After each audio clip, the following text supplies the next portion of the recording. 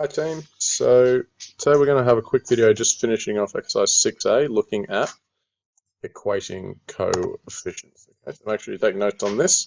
So equating coefficients looks a bit like this. You've got a polynomial, standard polynomial on this side, and then on the other side you've got three unknown here, ax squared plus bx plus c multiplied by x plus 1. So it's giving you a piece of information here that you can use to equate coefficients on this side with the coefficients on this side.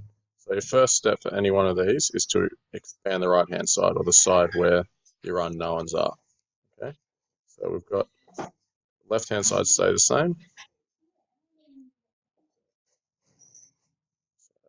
minus 4 is equal to, we'll do the long way of doing it, so x multiplied by the first bracket, ax squared plus bx plus c, and then plus 1 multiplied by ax squared plus bx plus c. The left-hand side stays the same, and expanding it out, that becomes ax cubed plus bx squared, multiplying the x by everything here, plus cx, and then you do the same for the plus 1, which doesn't change anything in the brackets, ax squared plus bx plus c. So now we have quite a large expression on the left-hand side. So what you need to do now is rearrange if you want. You don't have to do this step, but if it helps you understand, you can. Rearrange the right hand side. Sorry, I've been saying left hand side before this. Rearrange the right hand side to have each of your terms, your x cubed, your x squared, all in order. So you got ax cubed to start as your leading polynomial, plus bx squared. So we've got plus bx squared, and then we've got plus ax squared, plus ax squared, and then you've got your x terms, plus cx plus bx, these ones here, and then plus c.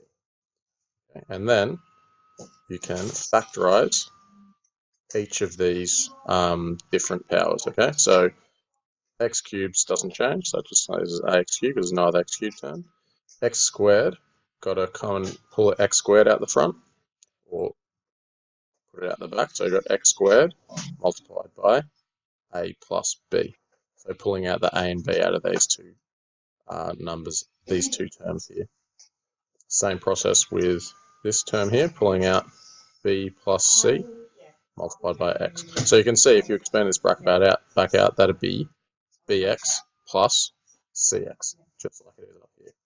Similar with this one, it would become ax squared plus bx squared, which is up here. And then your last term there is plus c. There's no other constant term to add on there. Okay, so, and I might just rewrite this other side here so it's very clear. It's x cubed plus x squared minus 4x minus 4. Okay, now your last step is to equate coefficients. So all your coefficients of x cubed on this side are equal to your coefficients of x cubed on this side. And similarly with x squared is equal to your coefficients here. X is equal to this one, and then c equal to -4, and that will help you find the solution for a, b, and c. So a is your coefficient for x cubed is equal to your coefficient here, which is 1. So a is equal to 1. So right away, you don't even need to do anything for the first step. So that's your first one.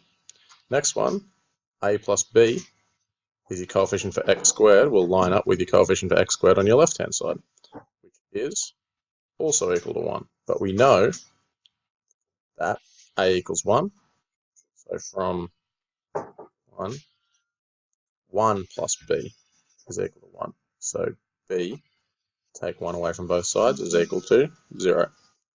And then your next one, b plus c, is equal to, that's your coefficient for x. On the left-hand side, your coefficient for x is -4.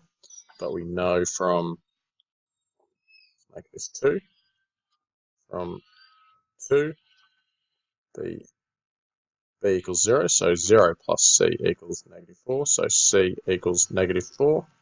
And just to double check that, our final constant term, your constant term here, c, lines up with your constant term on your left-hand side, which is equal to -4, which works. So therefore a equals 1, b equals 0, and c equals -4. Okay, so there's not too many questions on this, guys, but make sure you take notes on this and then have a go at example 4 on page 212 in your textbook. It's a similar thing, a work example there, and then there's 2 questions in exercise 6 that you get done today. Good luck.